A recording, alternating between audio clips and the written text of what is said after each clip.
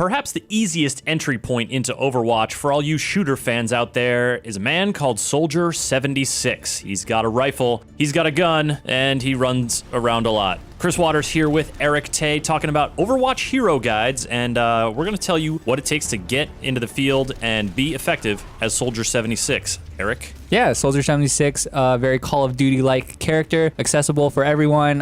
One of the probably best starting characters, at least on offense. So he's got his heavy pulse rifle, right? And this thing seems pretty straightforward. Fires great mid-range damage, great for sort of hassling people down main lanes and keeping fire on supports, enemy supports, sort of keeping them out of the way. If you're firing at distance, though, keep in mind that the longer you hold it down, it does create a little bit of spread on the bullets. So burst fire, if you want accurate headshots at distance, is your way to go. Yeah, like you said, you want to make sure to not just hold it down, spray and pray. That's decent up close, but definitely not a viable strategy far away. In terms of optimal range for Soldier 76, it's a little bit away, because you can do damage at that distance, so you don't want to be up in anyone's face, because they might have a better close range weapon than you. But fortunately, you've got your sprint. Yeah, sprint is a great ability. It lets you get back from, respawn points faster. Also lets you get away from enemies if you're not feeling the business that's going on at the time, because, sometimes you're getting peppered. So you definitely want to run away. That allows you to use the biotic field, which then lets you heal yourself, which is a great little tool as well. Absolutely. Mobility and running away from fights is totally a good strategy in Overwatch. You want to stay alive. You want to be in the fight for as long as possible. Soldier 76 does have that staying power thanks to his mobility and, like you said, Erick, his biotic field. You throw this thing down, it does healing in an area, it can also help your allies out. Super helpful for supports or other offensive and defensive characters who don't have a huge health pool, for whom just a few seconds in that biotic field will bring them back up to full fighting strength. Yeah, and it's also really good on things like the payload, because you can put it on the payload and you can keep attacking, keep fighting, keep sustaining your health while, in the fray. So pop that thing. Don't save it for a rainy day. Your team is always taking damage. You should always be doing what you can to heal that damage. Now, in terms of working with other characters, one of my favorite matchups is Soldier 76 and Mercy. Not for the healing abilities, but for Mercy's damage boost, because people expect to take damage from Soldier 76 at range. You expect to deal damage at range. But a lot of people have sort of calibrated in, yeah, I can take a few bullets from Soldier 76 and I gotta get out of the way, or I can return fire a little bit. But with the damage boost, it gives it that little edge, and it can make real problems for people, especially supports at range. What makes that combo so good, especially for supporting a push or for keeping people off the point?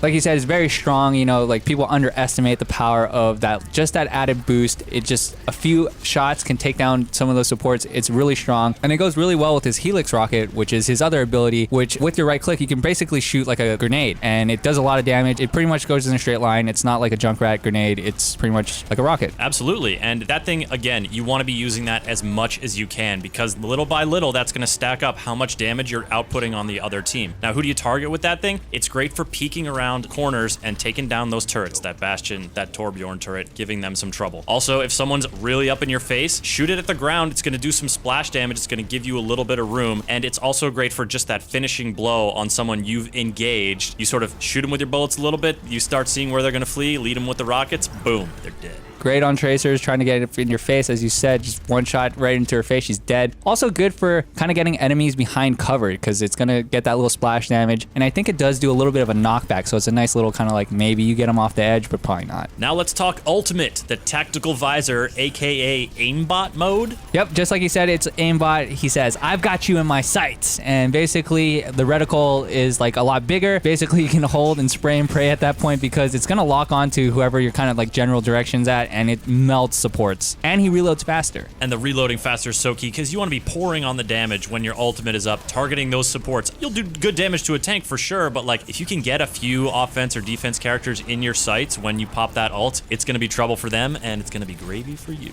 So use Soldier 76 to keep fire on the enemy, whether you're pushing down the main lane or doing some little flanking runs with your sprint and then coming back around to your team, healing yourself. You're a very survivable character, and you're a very versatile character, but also one of the easiest to learn. So get out there and have some fun. And you know what? Don't waste your time shooting Reinhardt's shield. You're just not going to make a big enough of a dent to bring that thing down in a meaningful way. Find another target and do your thing. For more Overwatch hero guides, check out our playlist on YouTube and give us a subscribe, or head on over to GameSpot.com.